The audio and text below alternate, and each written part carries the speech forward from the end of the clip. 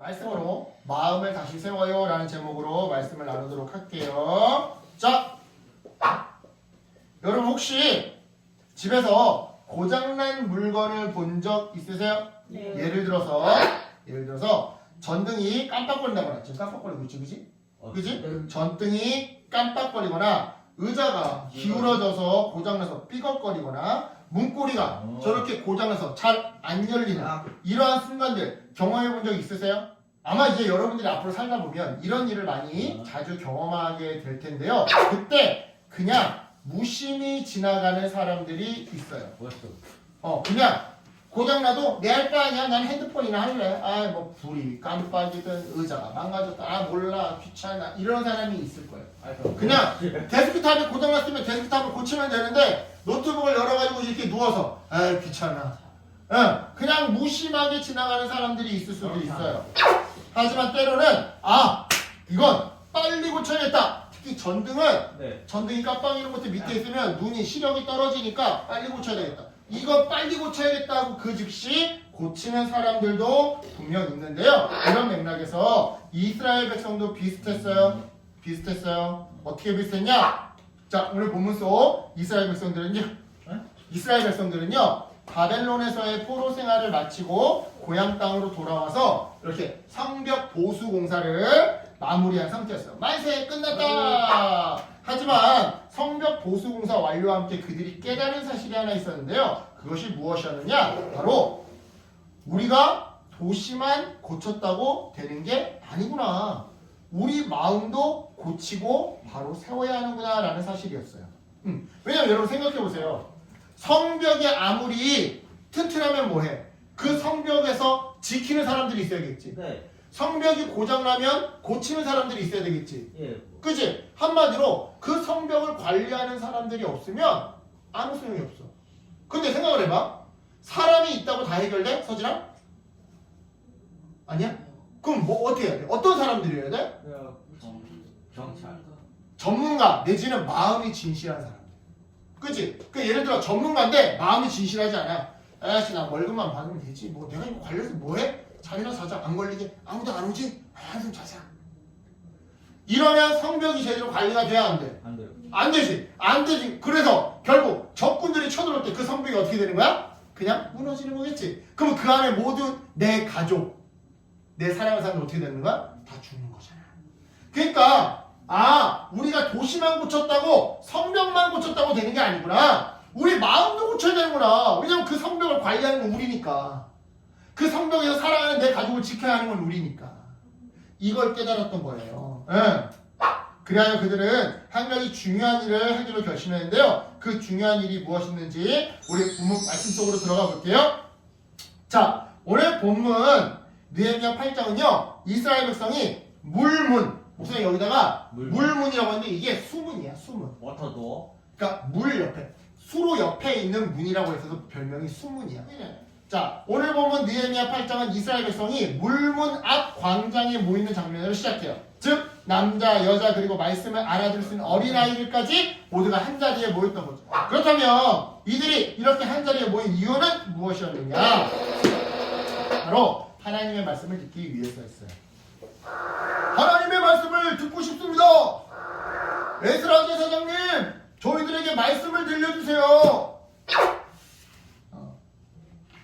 이러한 이유로 제사장 에스라가 사람들 앞에 서서 율법책을 펴기 시작했던 거고요. 오늘날로 말하면 성경책이겠지. 이에 사람들은 하나같이 에스라한테 집중하기 시작했던 건데요. 그래요 여러분. 성전도 세웠고 회개 운동도 했으며 성벽도 세워졌지만 이스라엘 백성의 가장 중요한 것은 바로 말씀을 다시 듣는 일이었어요. 왜냐? 우리가 말씀을 다시 들어서 우리 마음이 변화되지 않으면 말했잖아. 성벽을 지켜도 대충 지킨다고.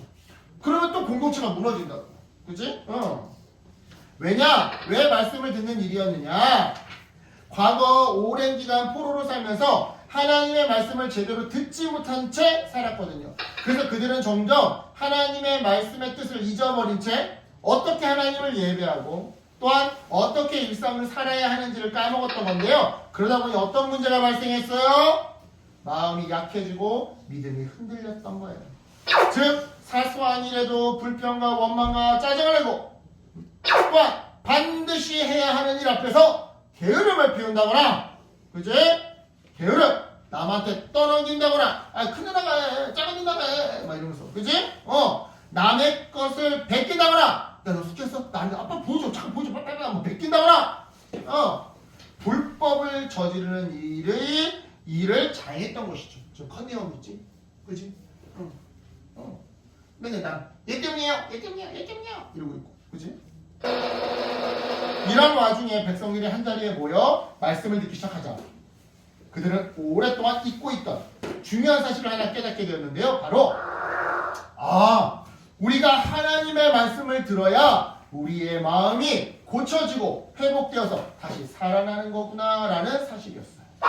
그리고 이러한 이유로 에스라가 말씀을 읽기 시작하자 백성들은 귀를 기울여 집중해서 그 말씀을 듣기 시작했던 거죠. 왜냐? 말씀은요 지금 벌써 여러분 나이 또래만에 내가 성경 읽고 있지? 말씀은요 우리의 잘못을 깨닫게 해주고 우리의 마음을 바로잡게 해주고 하나님을 다시 바라보게 만들어주기 때문인데요. 백성들은요 에스라가 읽어주는 말씀을 들으면서 다시 하나님께로 돌아가기를 결심했어요. 하나님의 말씀은 무너진 마음을 우리의 마음을 다시 일으켜 세우시는 하나님의 힘입니다. 그래요 여러분 성전과 성벽을 다시 세웠다라고 하는 그 업적도 중요했지만 이스라엘 공동체가 정말로 다시 회복된 이유는요 원동력은요 말씀으로 돌아갔기 때문이었어요. 다시 말하지만 말씀으로 우리의 마음이 변화되지 않으면 아무리 튼튼한 성벽이 있어도 똑바로 안 지킨다니까 똑바로 유지보수를 안 한다니까 관리를 안 한다니까 그래서 적이 쳐들어올 때 성벽이 무너지고 그 성벽 안에 살고 있던 내 사랑하는 가족들이 다 죽는다니까.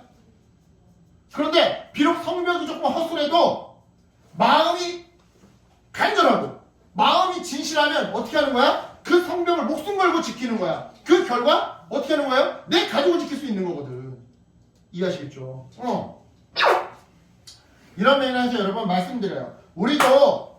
우리들의 마음에도 때때로 걱정, 두려움, 화남, 짜증, 실망 같은 것들이 쌓일 때가 있어요. 그럴 때 우리의 마음을 다시 세워주는 힘은 바로 하나님의 말씀 성경책이에요. 따라서 우리 이렇게 함께 외치면서 결단했으면 좋겠어요. 자, 함께 외칩니다. 시작! 하나님 말씀을 마음에 새기고 그 말씀대로 살아가요. 말씀을 읽고 듣고 외우는 작은 습관이 우리들의 마음을 다시 일으켜 세우고 우리의 일상을 치유해서 하나님이 기뻐하시는 삶으로 우리를 이끌어 줄 거예요. 이 믿음으로 여러분 이번 한 주 무엇보다 말씀을 좀 읽고 다른 다 준다고 이제 큐티 안 해도 독서에 장수를 안 한다고 그러지 말고 말씀을 읽고 암송하는 우리 어린이들이었으면 좋겠어요. 그래서 말씀의 힘으로 삶의 문제들이 회복되는 그런 기적들을 여러분이 많이 좀 체험했으면 좋겠어요. 그런 기적의 체험의 어린이들 되시기를 사람들 되시기를 예수님의 이름으로 축복합니다. 아멘. 기도할게요. 하나님 감사합니다.